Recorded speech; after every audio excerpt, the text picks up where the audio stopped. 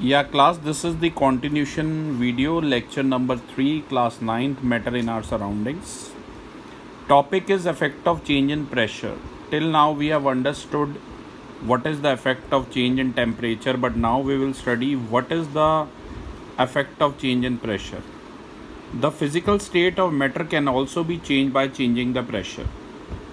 आप किसी भी मैटर की फिजिकल स्टेट को प्रेशर चेंज करके भी चेंज कर सकते हैं बाय इंक्रीजिंग और डिक्रीजिंग द प्रेशर.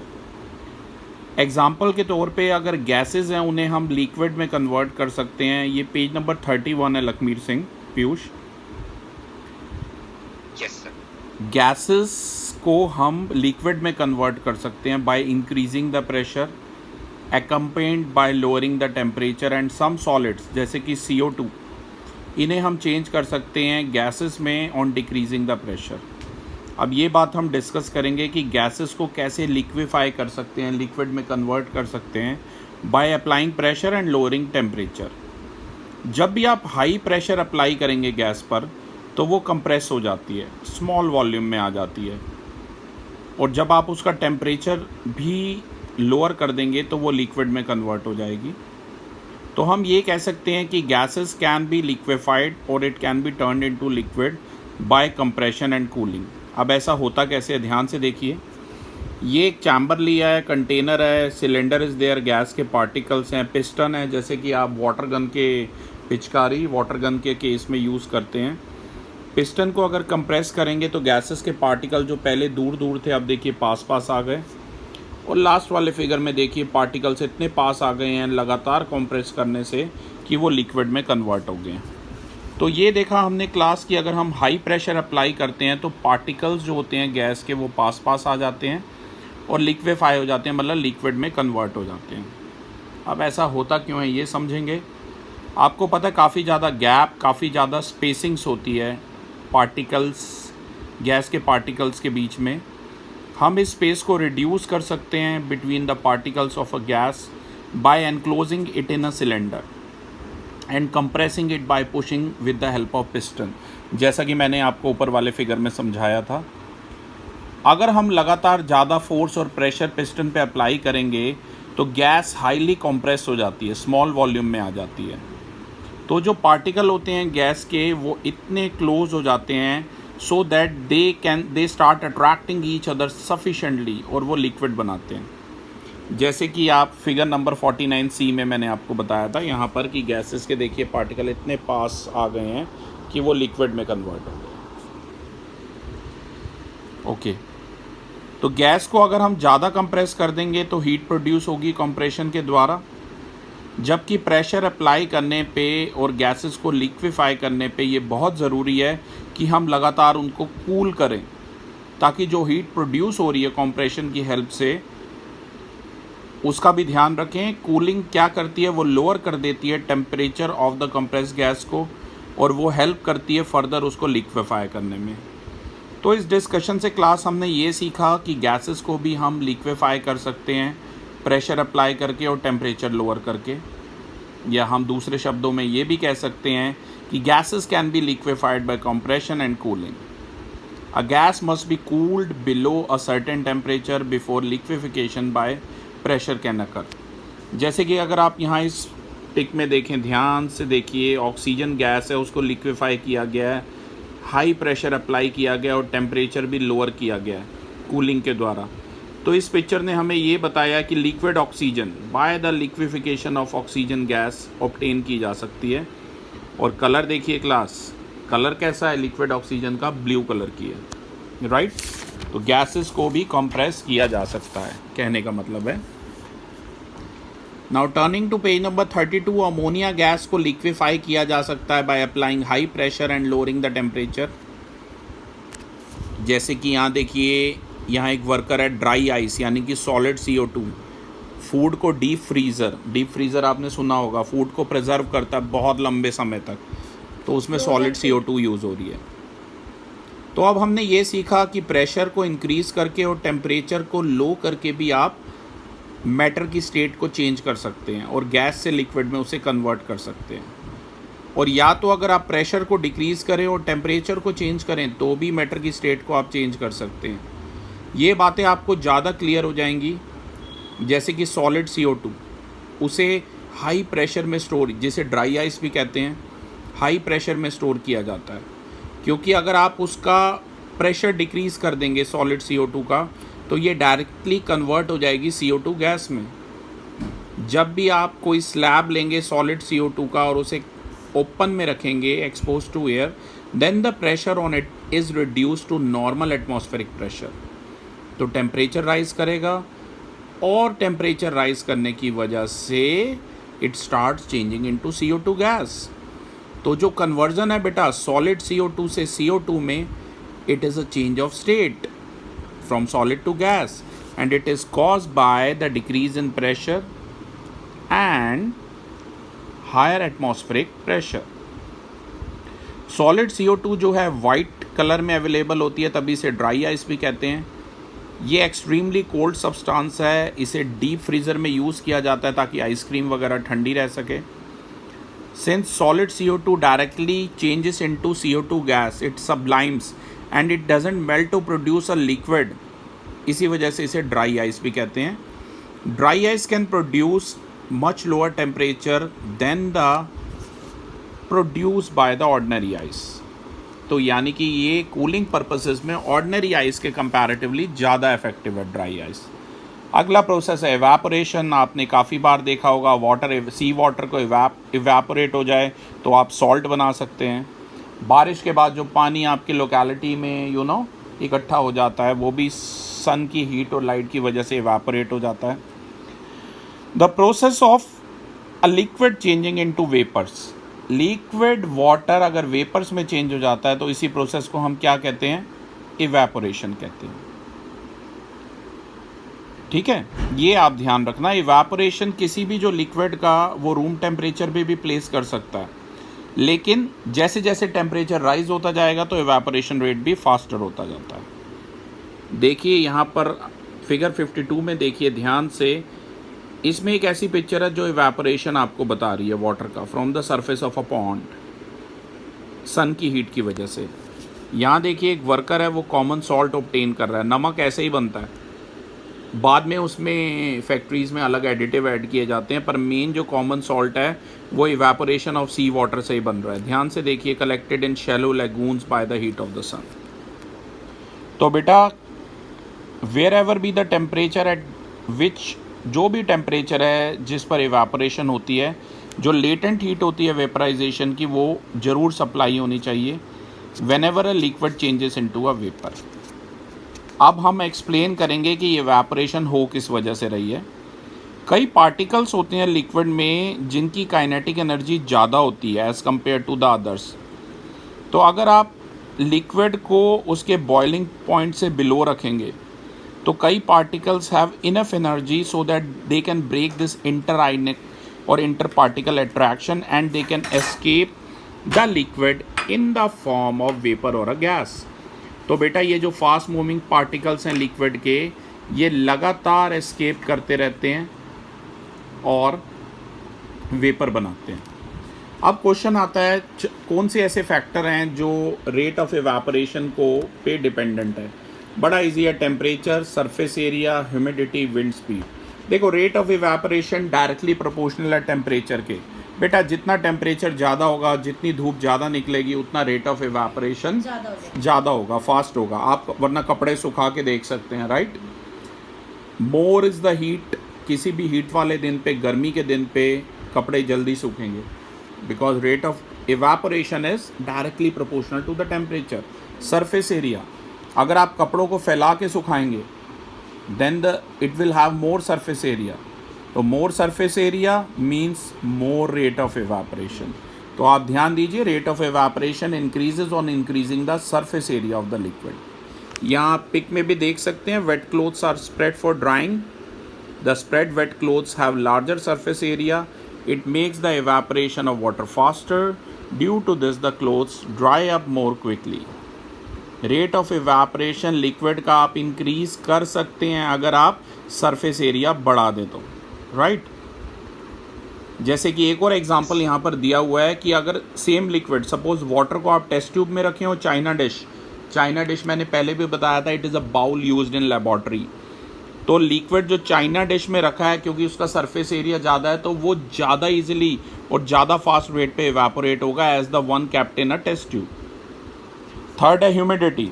अभी जो सीज़न है ह्यूमिडिटी का है यहाँ पर in Faridabad, rains are continuously going on, लगभग एक डेली बारिश हो रही है। तो एटमॉस्फेयर ह्यूमिडिटी होती है क्या है? पहली बात तो humidity is the amount of water vapours present in the atmosphere. और ह्यूमिडिटी ऑफ एयर से ही बेटा हमें पता चलता है डिग्री ऑफ डैम्पनेस कितनी है। इसका मतलब है कि जो amount of water vapour present है उसी को ह्यूमिडिटी कहते हैं। अब देखिए, जब भी ह्यूमिडिटी लो होगी तो रेट ऑफ इवेपोरेशन हाई होगा।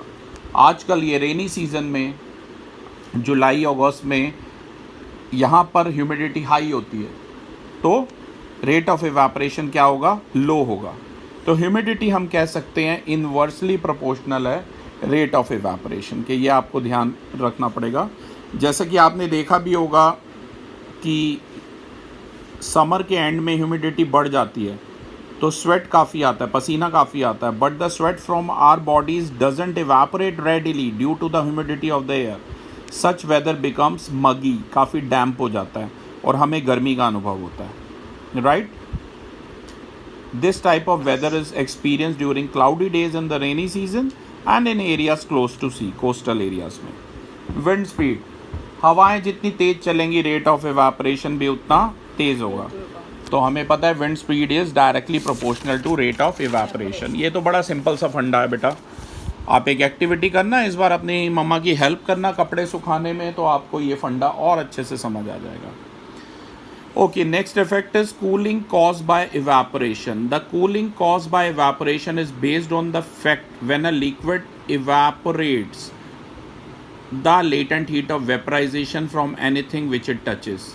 जैसे मैंने पहले भी स्पिरिट वाला आपको एग्जांपल दिया था कि अगर आप अपने बैक ऑफ हैंड पे स्पिरिट लगाएंगे और जब वो स्पिरिट उड़ेगा तो आपको बड़ी ठंडक अनुभव होगी, right. The spirit takes the heat of vaporisation from our hand, so our hand loses heat and gets cooled. This is an example of cooling caused by evaporation. Summers के डेज में मटके, देयर आर अर्थन पॉट, मटके में बहुत छोटे छोटे छेद होते हैं जिनसे लगातार वाटर निकलता रहता है। तो वो उसकी आउटर लेयर को क्या करता है? हमेशा गीला रखता है, तभी मटके का पानी गर्मियों में भी आपको ठंडा लगता है, ठीक है।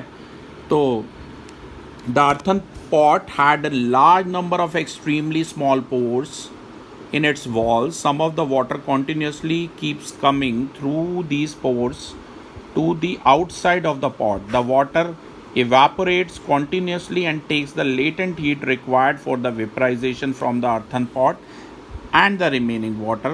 और इसी वजह से जो रिमेनिंग वाटर है वो अपनी हीट लूज़ करता है और लगातार ठंडा रहता है, राइट। तो ये सब फंडा लेटेंट हीट ऑफ का ही है, राइट, वेपराइजेशन का। आपने एक और चीज़ देखी होगी class, in many places specially in villages लोग पानी का छिड़काव करते हैं। They sprinkle water on the ground during the summers. ऐसा क्यों? क्योंकि ये वाटर फटाफट इवेपोरेट होगा by taking the large heat of vaporisation from the ground and surrounding air. By losing heat the place becomes cool and comfortable, ठीक है। कभी भी आपने ये देखिए, पर्सपिरेशन का मतलब है लगातार स्वेट जब आपकी बॉडी से निकलता रहता है तो एक कांस्टेंट टेम्परेचर मेंटेन होता है दिस, और एक आप कूलिंग का अनुभव करते हो। और ये भी किस वजह से होता है बेटा? इवेपोरेशन की वजह से। पर्सपिरेशन और sweating is our body's method of maintaining a constant temperature on a hot day और after doing some physical exercise when our body temperature tends to rise much, our sweat glands जो responsible हैं glands, वो moisture देती हैं हमारी skin पे, और जब ये स्वेट इवेपोरेट होता है तो ये लेटेंट हीट ऑफ वेपराइजेशन जो हमारी बॉडी का है उसको अपने साथ ले जाता है, जिससे हमें कूल फील होता है बेटा। इसी वजह से हमें समर्स में हमेशा कॉटन क्लॉथ्स पहनने चाहिए, क्योंकि क्या होता है, जो भी स्वेट होता है वो उसको एब्जॉर्ब कर लेते हैं, ठीक है ना। जबकि सिंथेटिक जो क्लॉथ्स होंगे वो ऐसा नहीं कर पाएंगे। और अगर आप फ़ैन चला देते हैं गर्मियों में तो रेट ऑफ इवेपोरेशन या स्वेट का वो और फास्ट हो जाता है, और इसी वजह से हमें गर्मियों में we feel cool and comfortable. The cooling in a desert room cooler. Desert room cooler मैं हमेशा कहता हूँ अप्रैल और मई में बहुत अच्छा काम करते हैं. Desert cooler cools better on a hot and dry day, क्योंकि जो बाहर का टेम्परेचर है वो काफ़ी हाई होता है, जिसकी वजह से rate of evaporation of water जो होता है और जो ड्राइनेस होती है एयर की, क्योंकि लो ह्यूमिड होता है, ये बात कर रहे हैं अप्रैल और मई की, ये इंक्रीज़ कर देता है rate of evaporation of water के. और इसी वजह से क्या होता है, डेजर्ट कूलर जो रूम कूलर है वो ज़्यादा ठंडक देगा on a hot and dry day. It's a common observation that we are able to sip hot tea और मिल्क फास्टर. देखिए सॉसर में क्या होता है, एरिया सॉसर जो चाय की प्याली होगी उसमें एरिया बढ़ जाएगा, उसका लार्ज सरफेस एरिया बढ़ जाएगा तो रेट ऑफ एवापोरेशन फास्ट हो जाएगा, और यही फास्टर एवापोरेशन कूल कर देगा आपकी गर्म चाय को. तभी सॉसर में प्याली में चाय पीना is more comfortable than cup से पीने की बजाय. एक और आप एक्सपेरिमेंट क्लास करके देख सकते हैं. एक स्टील का ग्लास ले लें, उसमें बहुत सारी आइस भर दें. ये एक्सपेरिमेंट आपको ये बताएगा कि वाटर वेपर एयर में प्रेजेंट है, राइट. इस एक्टिविटी से आप देख सकते हैं जो आउटर सरफेस है ग्लास की, वहाँ पर बहुत सारे जो हैं large number of tiny drops of water आ जाएंगी. देखिए इस एक्टिविटी में आपको क्या करना है, एक स्टील टम्बलर लेना है, उसमें वेल क्रश्ड आइस डाल देनी है, और बाहर से आप देखेंगे पहले तो साफ़ कर लेना है अच्छे से किसी क्लॉथ से, so as to make the outer surface completely dry. फिर आपको इसके अंदर की जो आइस है उसको अनडिस्टर्ब रखना है 5 मिनट्स तक. तो आप देखेंगे छोटे छोटे tiny drops of water it will appear on the outer surface of the steel tumbler. ऐसा होता क्यों है कि जब ये वाटर वेपर्स बेटा कांटेक्ट में आएंगे उसके पास की एयर के, ठीक है ना, अब ये तो कूल हो गई एयर कंपैरेटिवली स्टील टम्बलर वाली, तो वो कंडेंस कर देंगे tiny drops of liquid water को. तो जो फॉर्मेशन होगा ड्रॉप्स ऑफ वाटर का on the outside surface of the tumbler containing crushed ice, it shows the presence of water vapour in the air. अधिकतर स्टूडेंट्स यही सोचते हैं कि 3 ही स्टेट्स हैं मैटर की, सॉलिड, लिक्विड, गैस, पर मैं आपको बताऊंगा प्लाज्मा और बोस-आइंस्टाइन कंडेंसेट के बारे में भी मत भूलना. ये 4th और 5th स्टेट है मैटर की. Plasma is a mixture of free electrons and ions. इसे 4th स्टेट समझा जाता है. ये नेचुरली स्टार्स के अंदर प्रेजेंट होती है. स्टार्स के अंदर का टेम्परेचर इतना हाई होता है कि जो एटम है वो ब्रेकअप कर जाते हैं. कई जो इलेक्ट्रॉन्स हैं वो ब्रेक अवे करते हैं from the atoms, converting the rest of the atoms into electrically charge particle called ions. ये जो मिक्सचर है फ्री इलेक्ट्रॉन्स और आयंस का, इसी को हम प्लाज्मा कहते हैं. सन और बाकी स्टार्स बेटा इसलिए ग्लो करते हैं क्योंकि उनके अंदर प्लाज्मा अवेलेबल है, प्रेजेंट है. Plasma can also be made on the earth by passing electricity through gases at very low pressure taken in a glass tube. जैसे डिस्चार्ज ट्यूब में एटम्स एंड मॉलिक्यूल्स में आपने पढ़ा है. ये जो फ्लोरोसेंट ट्यूब्स होती हैं और नियॉन साइन बल्ब्स होते हैं, ये प्लाज्मा फॉर्म करते हैं जब उन्हें स्विच ऑन करते हैं. कोई भी फ्लोरोसेंट ट्यूब जो है वो हीलियम गैस भी कंटेन कर सकती है, नियॉन गैस भी कंटेन कर सकती है. जब आप इलेक्ट्रिसिटी पास करेंगे किसी फ्लोरोसेंट ट्यूब से या नियॉन साइन बल्ब में से, तो जो उसके अंदर गैस प्रेजेंट है बेटा वो आयनाइज होगी और प्लाज्मा बनाएगी. ये प्लाज्मा एक फ्लोरोसेंट ट्यूब को ग्लो कराता है. 1920 में इंडियन साइंटिस्ट थे सत्येंद्र नाथ बोस. उन्होंने कई कैलकुलेशन की 5th स्टेट ऑफ मैटर पर, और इन्हीं कैलकुलेशन के बेस पे एल्बर्ट आइंस्टाइन ने प्रेडिक्ट किया एक नया मैटर के स्टेट का, जिसे नाम दिया BEC यानी कि बोस-आइंस्टाइन कंडेंसेट. ये 5th स्टेट ऑफ मैटर है. ये फाइनली 3 साइंटिस्ट थे, कॉर्नल, कैटरल और वायमैन, US के. इन्होंने किसी गैस को कूल किया लो डेंसिटी पर, तो 100,000 the density of normal air पे काफ़ी लो किया टेम्परेचर, और ये 5th स्टेट अचीव किया. तो class this was all about chapter number 1 class 9th chemistry. For the discussion on this questions we'll make another video. Thank you.